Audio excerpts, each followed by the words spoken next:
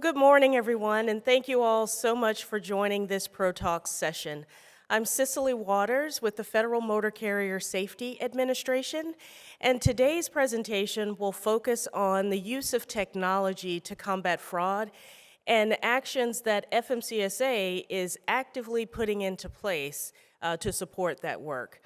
The presentations today will be by Ankur Sani, who serves as the FMCSA Deputy Chief Technology Officer, and you'll also hear from Mr. Ken Riddle, who is the Director of the Office of Registration at FMCSA.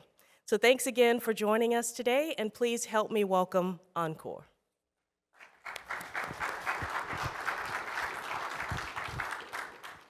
Good morning. Right. It was a cold January night, and Gary took a cup of coffee and started driving down the very familiar path that he had traveled on for many years. He'd been carrying the same kind of load for the same kind of customers for many, many years, but this night was destined to be a little different. His calm was suddenly broken by another truck veering into his lane, and before he could react, a crash occurs. Both drivers lost their life that day. Unfortunately, we all know a story, too many that are similar to this. An investigation ensued, and it was found that the other company was operating without proper registration. They were similar to 2 or 3 other companies that had recently been put out of service because of safety violations. The driver was tired, and so on and so forth. The problem with fraud is that fraud is just not an economic problem. It is actually a public safety crisis that is masquerading as an economic problem. So when we think of fraud, a lot of our attention goes into freight fraud, and cargo theft has increased by 600%, but we say a lot less about fraudulent motor carriers being 80% more likely to be in a crash than other ones.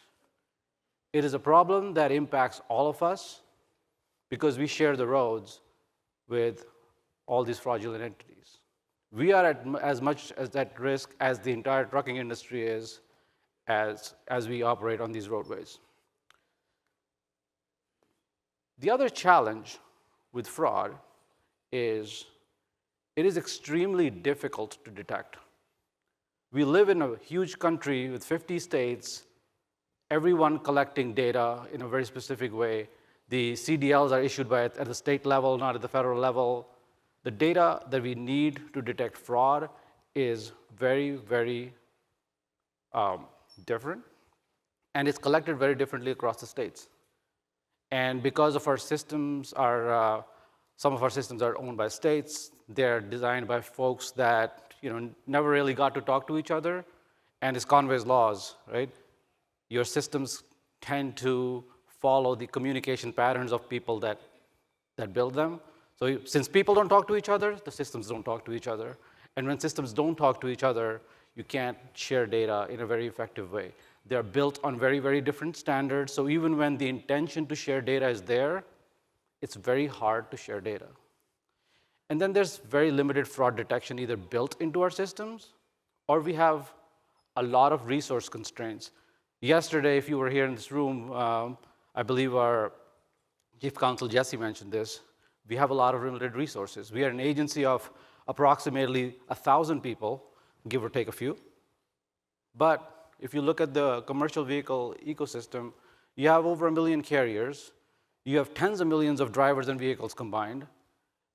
Detecting fraud at an individual level becomes a problem.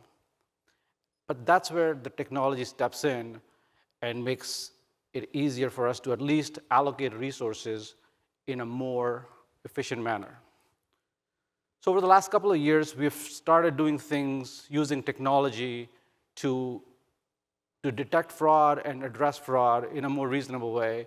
We call this initiative the Total Shield Initiative, where we are leading with technology to secure the commercial vehicle ecosystem around us. There are three separate components to the Total Shield initiative. The first is Know Your Carrier. This is adapted from a financial sector philosophy called Know Your Customer. You should know who you're dealing with, what they do, what their intentions are, all of those things. The second one is digital transformation, where we are modernizing our applications to make sure that we can share the data appropriately, we collect the data appropriately, we secure the data appropriately so that only people that have a need to know get to interact with that data and get to do the things that they are really supposed to do. And the last one is data sharing.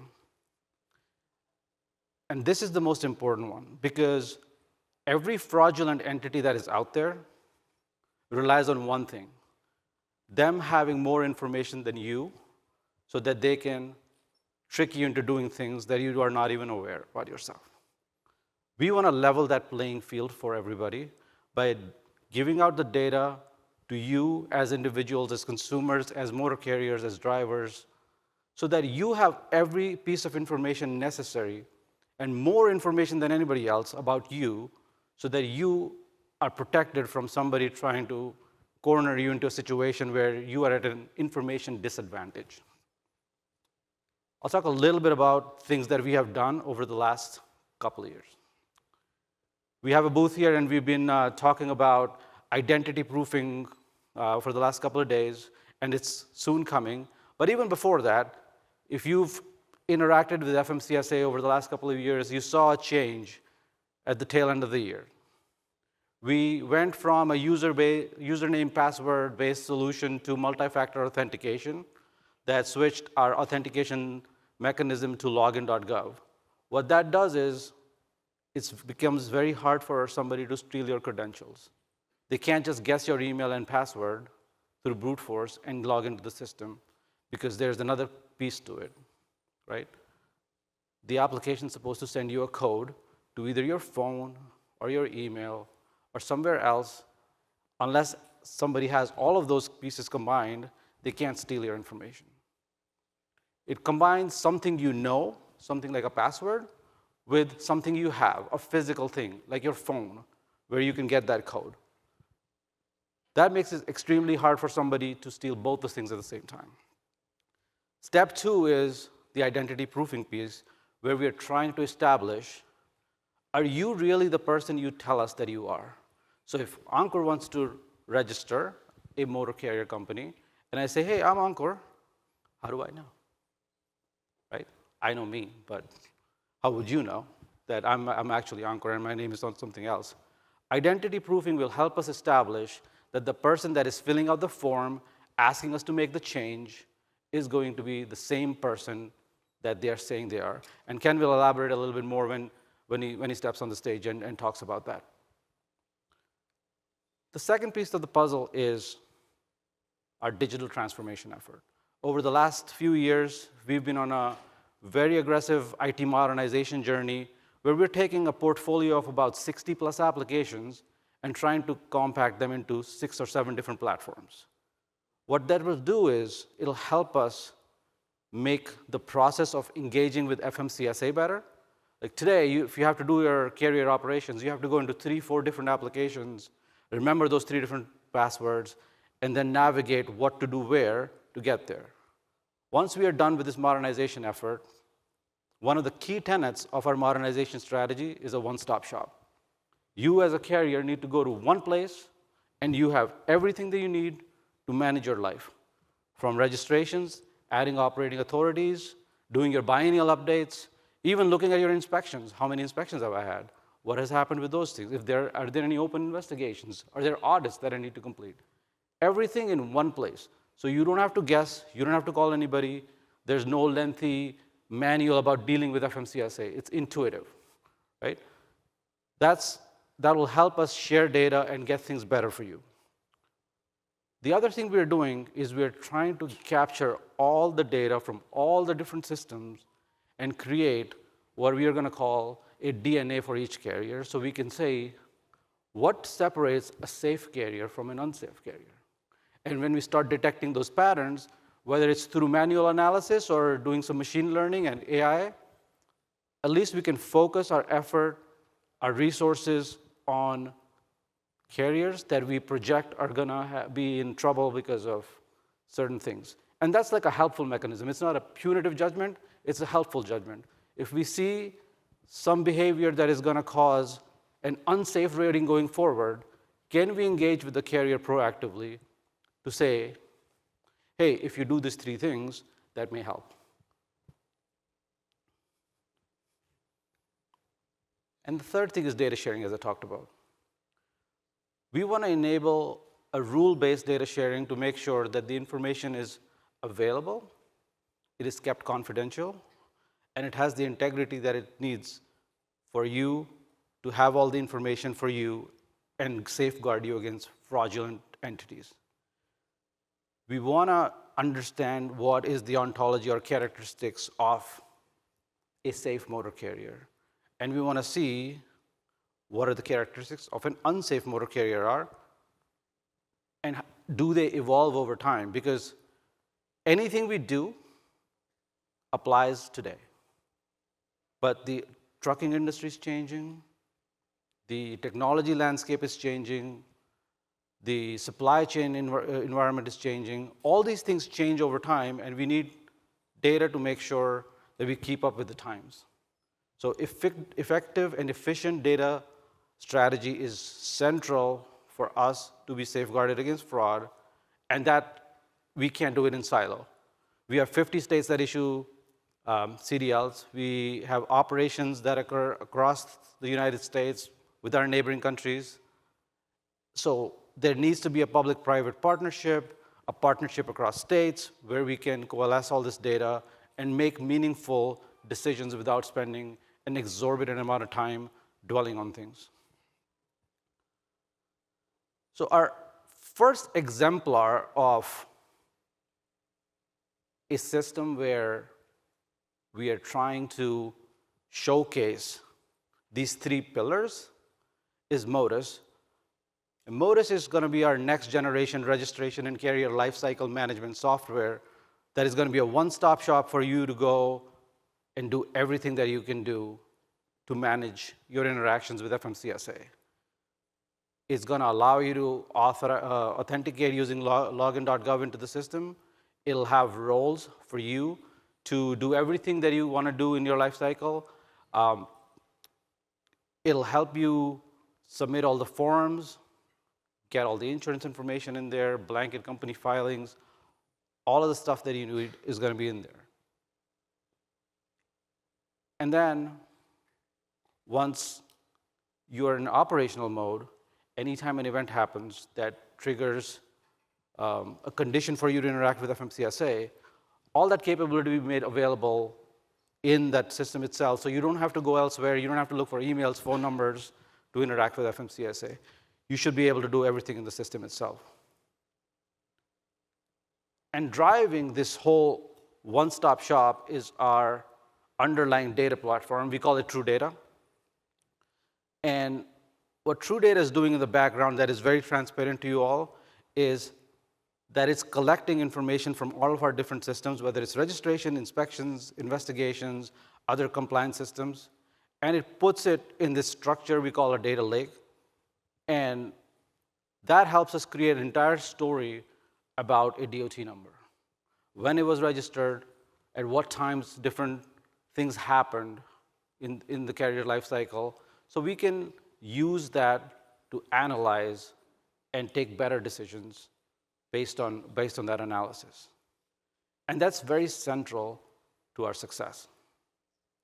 It's very easy to build a system and collect information, but then what? Yes, we have a lot of information. Everybody has a lot of information these days. We're not the only ones. What do we do with it? Can we save a life? Can we make your lives better by streamlining operations? True Data helps us get there. So in conclusion, what I'd say is safety is a shared responsibility. We are doing our part, but we also need help from you all, our partners, to keep our roadways safe. We are using technology to make the interactions between us better, faster, more efficient, more painless, so that we all can thrive security and safety. And we truly believe that we are more safe and we are more effective if everybody participates in the process. And that's what we're going to use the technology to do in the future.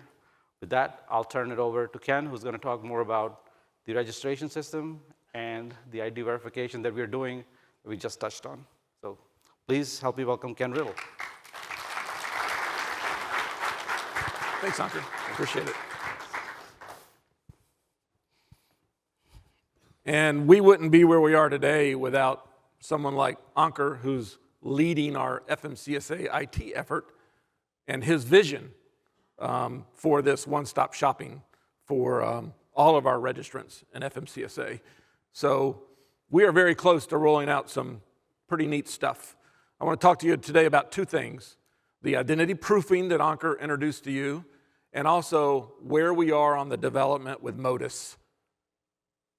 So we'll get into some specifics. This identity proofing that we're getting ready to roll out very soon is absolutely tied to our safety mission. And I think Ankur made that point very well during his presentation. But when we roll it out initially, it's going to be for new applicants only. We're going to have a new registration system later this year, and identity proofing will be embedded within it, but we can't wait on that new system. We need to do something now, today, to help this industry with the fraud that is being experienced.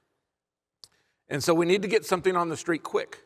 And so we decided to go ahead and roll out this identity proofing as part of our existing registration system, what I affectionately refer to as our legacy system. And right now, the unified registration system is that system, and it's for new applicants only. So we've embedded this identity proofing within our existing registration system for new applicants. And then down the road, when we roll out the new system, this will be embedded as part of the new registration system for new and existing registrants. Anybody that logs into the new system when we roll it out will have to go through identity proofing so that we know who we're issuing registration to, who's managing their life cycle. We need to know, as Ankur said, your identity. We need to know who we're dealing with. We need to know our customer. So we contracted with a company called IDEMIA, I-D-E-M-I-A. They're the same company that supports identity proofing at our airports, at the TSA checkpoints. So if you flew into Louisville and you're flying out tomorrow or the next day, and you walk up to the TSA checkpoint, you'll notice that the podium says IDEMIA. We're using the same company that TSA uses for identity proofing for FMCSA. They're a proven company, and they got proven software and hardware to help us. It's a 5-step process. It's pretty easy. You're on your PC or laptop. You're filling out the FMCSA registration, applying for a US DOT number and or operating authority, and you're going to come across a QR code. You then have to pull out your smart device, your iPhone, your iPad, your Samsung. It does have to be a smart device tied to the internet, and you'll scan that QR code. That starts a web-based application with IDEMIA. You're now in IDEMIA's environment going through the identity proofing. And then at the end of the proofing session, you go back to our URS application on your PC or laptop to see whether you passed or not, the identity proofing. You don't have to download an app. It's all web-based application. When you scan the code, it takes you to the web-based application to go through the process. You'll scan a document. IDEMIA accepts 4 different documents right now: the driver's license, the passport, an identity card, or a resident card for the U.S. and our territories and islands. You will then scan your face, kind of like taking a selfie. The IDEMIA does 3 things. It, 1, makes sure that the document, Whatever you uploaded is legitimate. It's not fraudulent. It hadn't been manipulated. It matches the face to the document, and then it does a system of record check to the state databases. And then it'll return a result. When it says successfully completed, I'll show you what this looks like at the end of the app. That doesn't mean you successfully passed the identity check. Remember, you got to go back to the URS application on your laptop or PC to see whether you passed or not. Important to note, neither FMCSA nor IDEMIA store any personal information. It is deleted after the proofing session. And you only have to do it once. And we'll tie the results to that login.gov sign-in. So you only go through the identity proofing once. Now, when we introduce some artificial intelligence potentially down the road, we might find the need to check the identity again for some reason. There's some suspicion going on with the account, and we might check the identity again. But right now, it's a one-time deal. So this is what the page actually looks like in our registration system. I wish we could have put it at the very beginning before you even start the application, but because the systems are so old, we had to put it towards the end. So right after the oaths and certifications and before the payment page, this page will show up and the QR code will be there. Again, you pull out your smart device, you scan that code, you go through the identity proofing, then you come back to this page, click here to proceed, and it'll give you the results. So here's what the first screen looks like. I'm not going to show you every screen, but let me tell you this. If you go right down to the FMCSA booth, which is right down in the main foyer here at the entrance, you can actually scan the QR code. We have an IDEMIA QR code for you to scan and go through the process. And you'll see how simple it is. Alex is sitting right over here from our IT department, and he will walk you through the IDEMIA process and let you scan a QR code. It's worth checking out. But you'll pick one of 5 languages supported right now, and you'll start the process. The app itself times out in 30 minutes. You got 30 minutes to complete the process. That's okay. It only takes about 5 minutes or less to complete the process.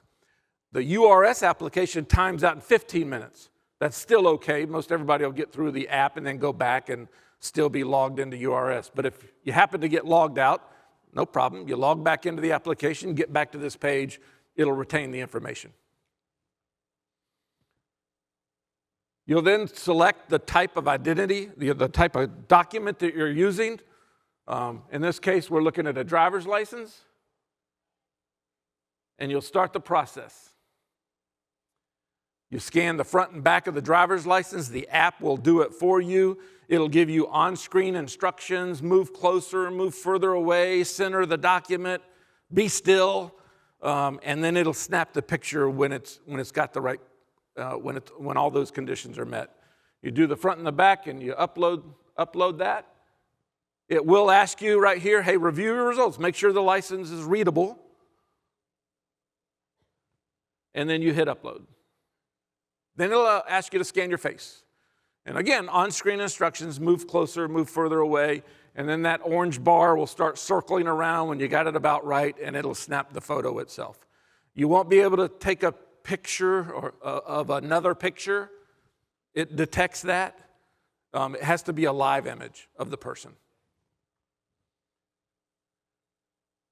You submit that, and like I said, the app will say success. That means you successfully completed the process. It doesn't mean you passed. Now you got to go back to the URS application, back to this screen, click here to proceed, and you'll find out the results. One of 2 things are going to happen. You're going to get this message saying you successfully completed. It will allow you to continue in the application, or you get this message saying that the process failed, and it'll give you a reference code. I like to call that the error code. You'll then call our contact center, our FMCSA contact center, and they have a list of reference codes, and they'll help you figure out why you failed. It could be because the license was expired, or the image was not clear enough, But they have a list, and they can help the applicant get through the process. The first thing they're going to tell you is try again. I think everybody's probably been through this process, either with their bank or with the IRS, because there's a lot of commercial companies and other government organizations already using this type of technology. And so most everybody's been through it in one shape or form or another. But remember that reference code. Write that reference code now. When you call our call center, they'll help figure out what that reference code means. We think that 99.9% of everybody will be able to pass it, assuming that they are who they say they are, and their credentials are readable. They'll pass it the first time at the kitchen table. No need to call the contact center. And let me just say this now.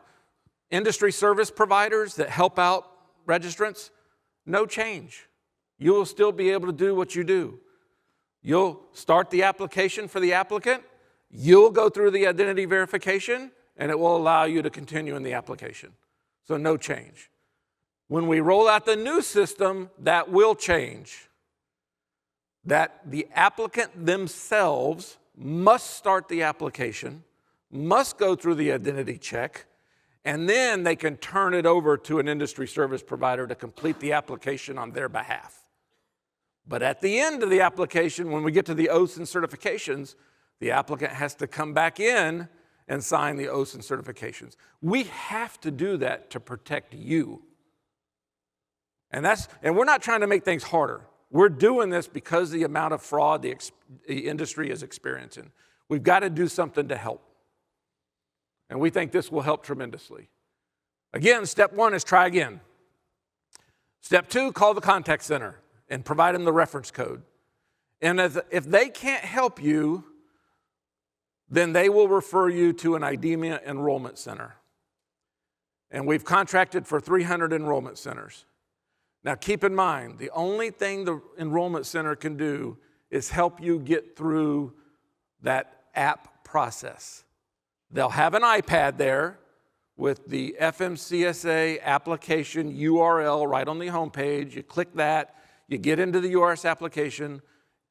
The applicant will have to remember their login.gov, get into the application, get to the QR code screen, and then the IDEMIA Enrollment Center will say, okay, scan the QR code, scan your driver's license, scan your face, and then you'll have to go back to the application to see if you passed or failed.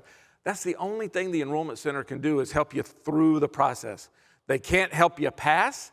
They can't tell you why you failed. You have to call our contact center to figure that out. All they can do is help you with the process. And again, 99.9% of everybody's going to be able to figure that out themselves at the kitchen table. But we contracted for these enrollment centers just in case help is needed. We got 67 active today. We'll have 87 by the end of April, and we're growing to 300 just as fast as we can, just in case somebody needs that in-person help. The enrollment center will not have an iPhone for the applicant to use. They'll have an iPad to get into the application.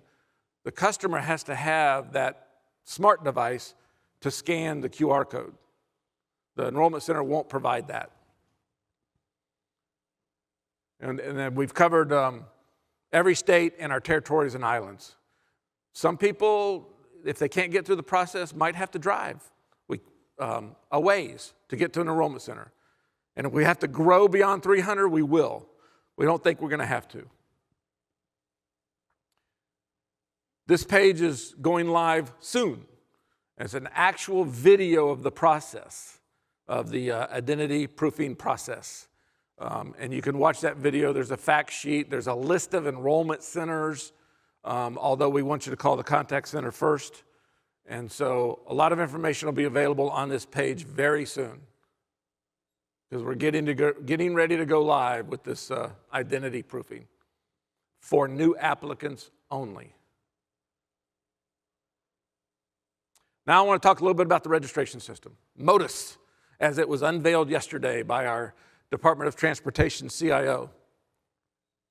Modus, the Latin word meaning motion. We're going to roll out Modus in 3 steps. Step 1 is we're going to open it to supporting companies. And when I say supporting companies, I basically mean 3 different types of companies. your industry service providers, your financial companies, that being your insurance companies that file insurance, or financial institutions that file the bond or trust fund for the brokers and freight forwarders, but all of your financial filers, and your blanket companies, your process agents that file BOC3s.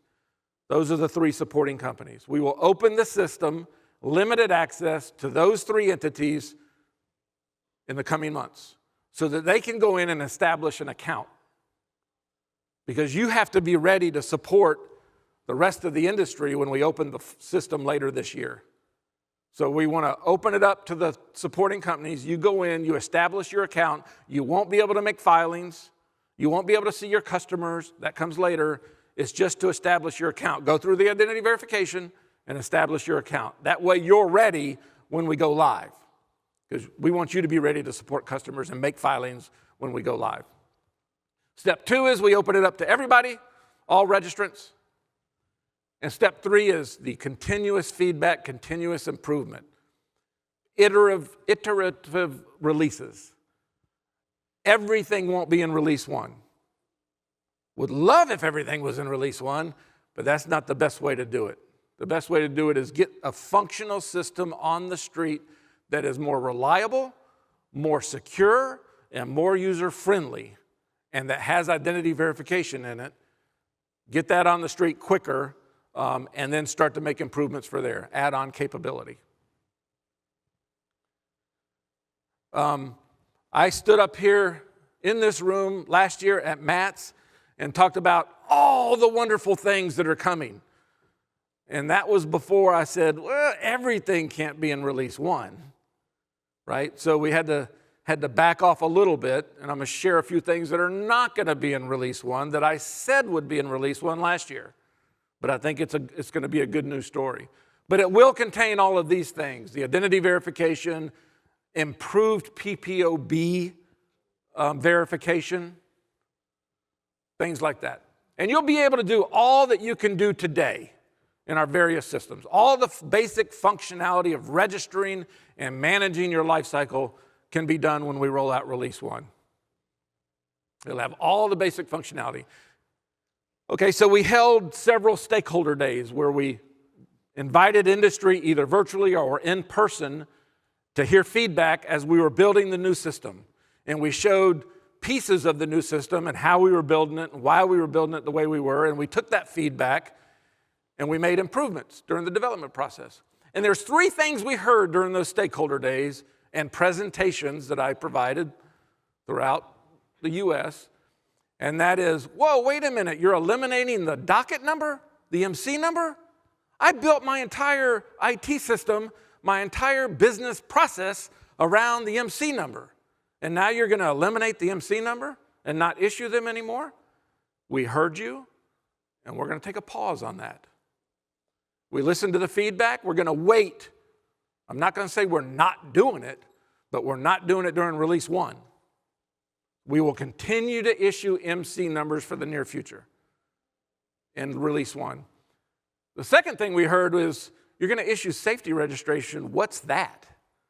Well, safety registration has been in our statute, been in our regulations for quite a while, but our legacy systems haven't been able to issue and track a safety registration. So we were going to go ahead and issue that safety registration and track it. Active, suspended, revoked for safety violations. But we heard you. We're going to take a pause. We're not going to issue safety registration on release 1. We're going to communicate it more, get more feedback, and then make decisions moving forward, just like the docket number. And then the third thing that industry really wasn't happy about is we were going to change the BOC3 filing process. Right now, blanket companies file on behalf of carriers. We were going to have the carrier file the BOC3, at least the BOC3 information, in the new system. You pick a blanket company. We weren't going to have a drop-down list. You would have to know the company you wanted and put their unique account number in the application. And we heard the feedback. We heard the feedback from carriers going, I don't want to file my BOC3. I want the blanket company to do that for me. And then we heard the blanket company say, wait a minute, you're changing my entire customer acquisition process. And we heard you. And we're going to take a pause on that. So blanket companies will continue to file BOC3s on behalf of registrants for release 1. And then we'll communicate more about that and take feedback before we make any decisions. So my message is these 3 things will not happen on release 1. That is a change. But I think for the majority of the industry, that's good news. Just a few screenshots of the new system. Everyone will have a user profile. Everyone will have an account, to include supporting companies, to include industry service providers, insurance companies, blanket companies. No matter what type of company you are or a registrant, everyone will have a profile.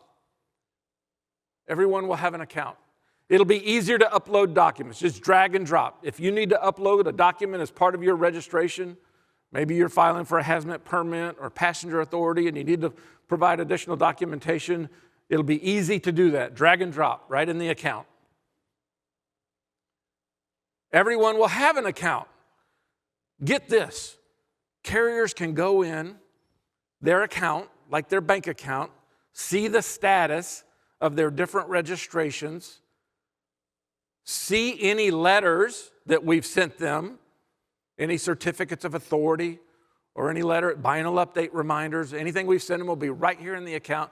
Everything right here in the account available. And insurance companies will be able to see all the filings they've made for the entities they support. Blanket companies will see who all they filed the BOC3 for, and they'll be able to manage that from their account. And industry service providers, once granted access to the account, will be able to manage the account. This will be a customer-based, a user-based system. So registrants, users, will control who accesses their account, not FMCSA. So a little bit of change there. You will control access to your account, and you will manage your account.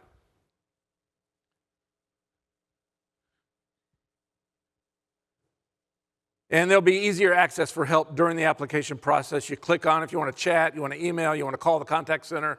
It'll be more direct access from the application itself. You won't have to go find a phone number or find an email address. And we've already started publishing information on our registration. That's fmcsa.dot.gov, registration menu, and we're already publishing information on the new system. Those 3 things that we're not going to do are already posted on this website. So we're trying to keep this updated as we move along. But again, first step is open it to supporting companies and supporting companies only so they can create accounts. Step 2 is later this year, open it to all registrants. And with Ankur's help, we'll get there. All right, Ankur and I are going to take some questions now. And I would ask that you kind of limit it to our expertise, our areas of responsibility, which are IT and registration. What are you guys doing to combat companies that have their dispatchers in foreign countries that are regularly tampering with our federal electronic logbooks for their drivers here on our homeland? So if you're talking about what do we do about foreign entities entering our system, this identity proofing will stop that. I'm talking about how they tamper with electronic logbooks and reset the logs for their drivers. Any comments on that, Ankur? Yeah. Right. So, see, even tech is a complicated / complex question, right? ELDs in a truck, they interact with the carrier operations, and if they're connected at their side, FMCSA there's no middleman for FMCSA in that regard, right? We don't get to see any of that traffic that comes in, and if I don't get to see the traffic, I can't do much from a technical perspective on their side, unless because that's a carrier operations question. We don't get to see any of that. The regulation authority on electronic logbook. True, and I think based on that, we have put out if I recall, we did bar some of the ELD devices from the authorized list a few months ago, but it's a very case-by-case basis, right? We have to know, we have to investigate, we have to do it. There's nothing proactive we can do about it because we just are not plugged into that network. All right, thank you. We have microphones. If you'll raise your hand, we see you. There are two of us walking around, so just give us a moment. Okay. Hey, Ken, Brian with Anchor Reliable Transport. I got two-part question about your registration. First of all, I noticed in the registration process it was multi-languages. Here in the United States, the language is English, and it's required in the FMCSA for truck drivers and trucking companies to be able to read, write English. Why is that system allowing someone with another language to go in and set up? And the second part of the question is you said you guys are not going to be storing facial rec information, government IDs. And my question is, why not? If someone has their registration to 50 different MC numbers and DOT numbers, if you were saving that information, would it not catch it? Yeah. So the first question is, those are the languages that IDEMIA accepts. And so those are the languages they support. I hear what you're saying, but the opportunity is there to select one of those other languages supported by IDEMIA. The second question was on, remind me real quick. Multiple authorities. You won't be able to get multiple authorities when we roll out the new system. Because when you get your identity verified and you're issued a DOT number and an operating authority, and then you try to come back in later, get your identity verified and apply for another one, it's going to say, whoa, wait a minute, you already got one. Now, that's not saying that legitimate companies can't own two businesses, but there's going to be a process for that. So it's going to be more difficult, I'm not saying impossible, but more difficult for companies to get multiple DOT numbers and or multiple authorities. That's the whole reason we're rolling out the identity verification. And I failed to mention, we're also working on a business verification. So that it's one thing to proof your identity, to say you are who you say you are. It's another thing to say that you should be registering ABC company. So we want to do a business verification check. Check the articles of incorporation. Check the state licensing database to make sure that you are allowed to register ABC company. There's some gaps in that. Sole proprietors. Sole proprietors don't necessarily have to register with Department of State, don't necessarily have to register with their state. But that's okay. A sole proprietor is the individual. We're verifying their identity. But for larger companies, we want to verify the business as well. So I think those two things are going to help. With respect to that, if someone's put out a service as an owner because of an accident or whatever, and they just go start a new authority, you're going to catch that. We do that now. I won't say it's 100%, but if you're put out of service and you come back into our system and try to apply for a new operating authority, we vet those applications. We have a sophisticated algorithm that takes that application, compares it against every existing registrant in the database, looking for commonalities, same phone number, same company official, same truck IDs. We check a lot of different things. And if we find a match, and it's a true reincarnation case or chameleon case, we will reject that application. So we do vetting now. This system is just going to help us improve and tighten up that vetting. I'm Shannon Everett with American Truckers United. More technology is great, but our roads are more deadly than they were 10 years ago. The fraud is higher than it's ever been. And so where's the focus on all of the foreign commercial driver's licenses that are operating on America's highways? Where's the focus on all the non-domicile commercial licenses that are being issued to non-citizens now that are operating all over America's highways? Where's the focus on English proficiency for commercial drivers? We believe that all of those issues are being overlooked and are a significant driver of the increased fatalities and accidents that we're seeing on America's highways and the increased fraud. And we would like to see a meeting here that's more focused on the common sense issues, not just the technology. I'm not saying technology is not good, but there's a common sense focus here that we're overlooking that needs to be immediately addressed by this organization. Y'all are responsible. I noticed when you were presenting about the new technology, and it had, thank you for bringing up all the different languages, but it also said that you were only able to validate the identities of people in the United States and our territories. What about the guys from Ethiopia? What about the guys from Eastern Europe? What about the guys from Asia? What are we doing to validate all of their identities? Yeah. They will not be able to pass the identity check, okay? But that doesn't address your driver's license question, your CDL question. I can't address that, but you said the conversation's not being had or the issues being overlooked. I'll tell you, I've heard a lot of conversation around those issues recently by our leadership, by the department leadership, and by other organizations.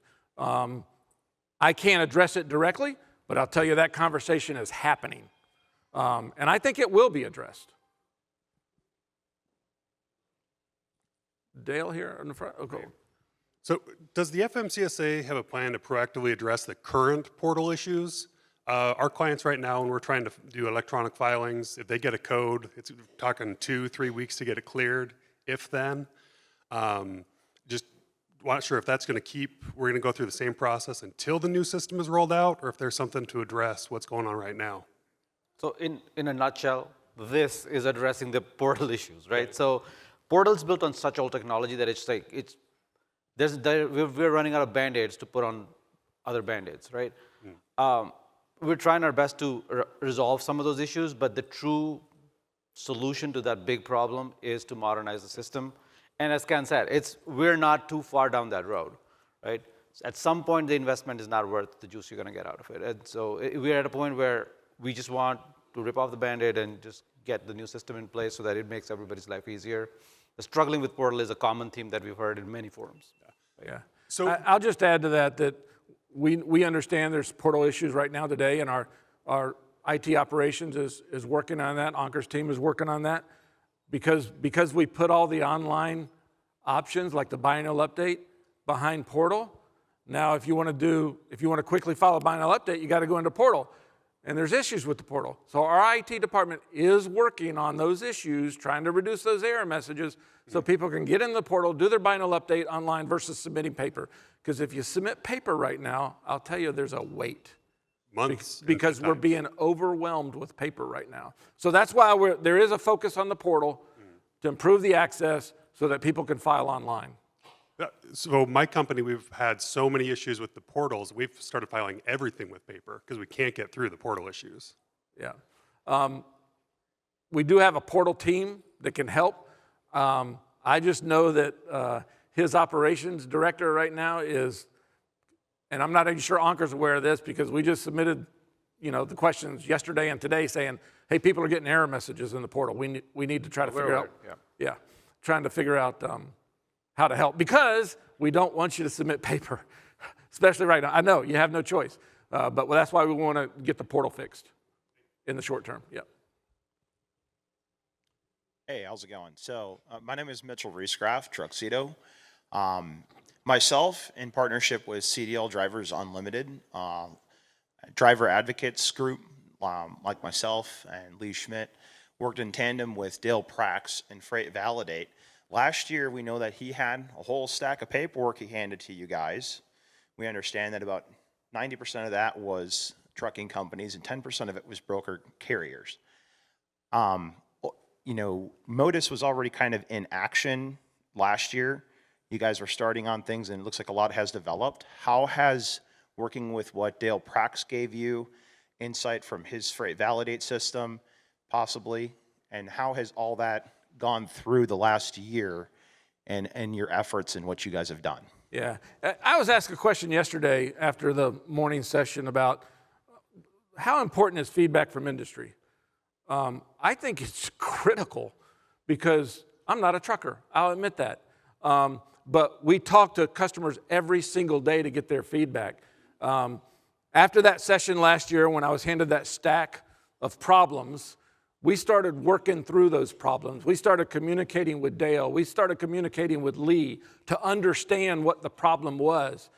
And I'll be honest, I'll defer to Dale, but I think a lot of those problems are now fixed based on feedback. If we don't know, we can't help or we can't fix it. So feedback, input is critical so that we can help. So driver advocacy in link with what you guys did in collaboration helped. Absolutely. Thank you. Absolutely.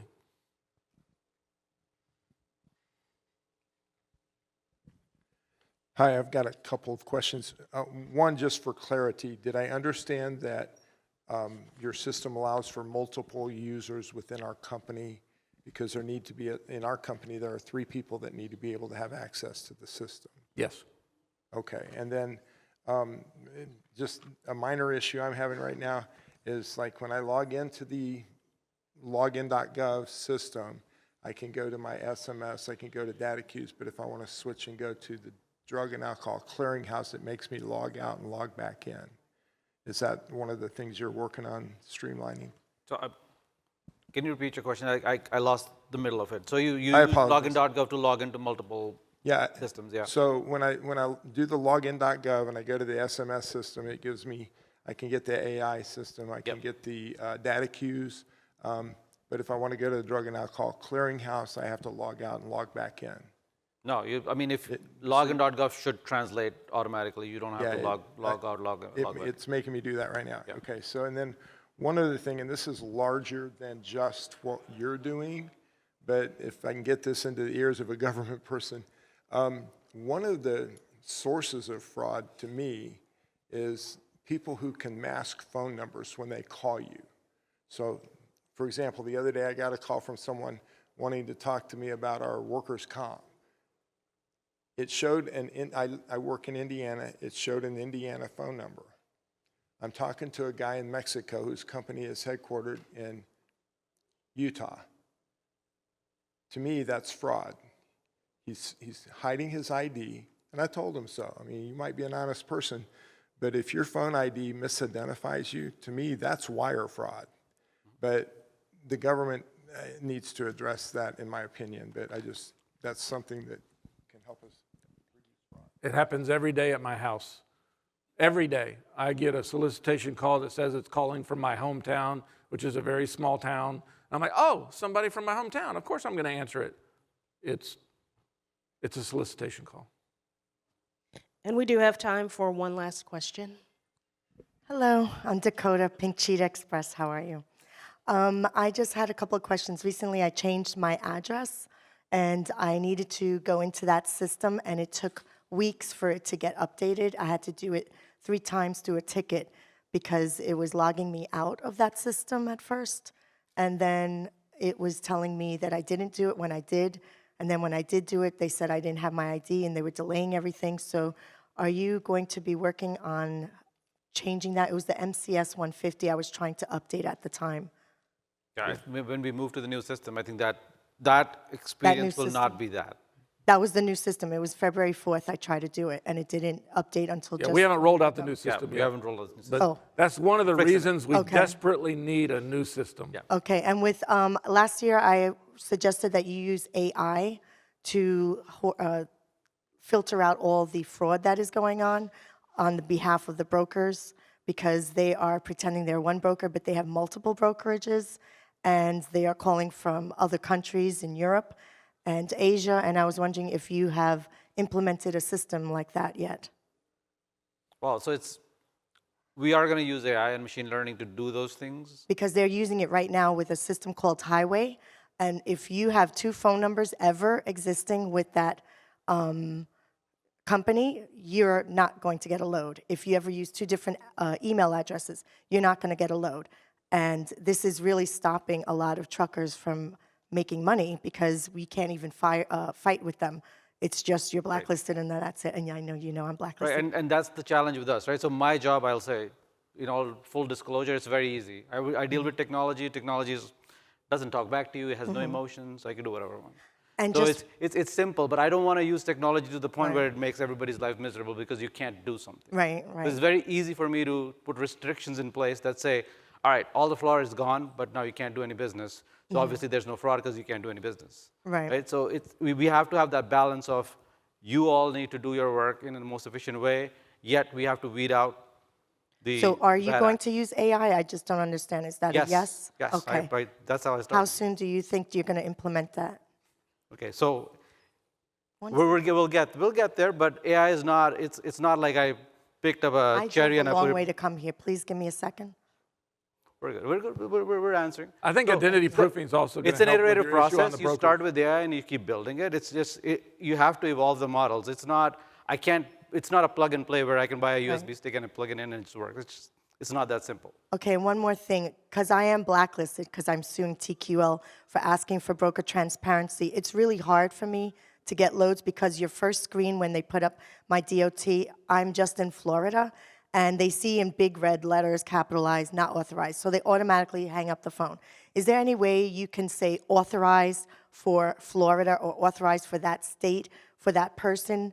Because it's really not fair. They're just looking at maybe new brokers that are not sure about what to say. They're automatically not allowing me to get a load, and they're hanging up because it says not authorized for my MC, but that's to go over into other states. But I'm just in one state. I think it would be a great idea if it's in black lettering to say authorized only for and the state that you're in. Is that something you think you can work on and implement? That's something we'd have to look into. Okay. I can't give you an answer on that right here, but something we could look into. The other thing is, when are you going to enforce the other 14 broker transparency requests from TQL? Because you gave me one, and I've been waiting over a year for the other 14 documents. Yeah, you so- have the law in your hands, and I want to know why you're not doing that for me. I hope you took the opportunity to comment on the transparency rulemaking. Oh, I did, but you have the opportunity because you have the rules in your hands to help me, so I don't have to be stuck and broke and without loads. Yeah.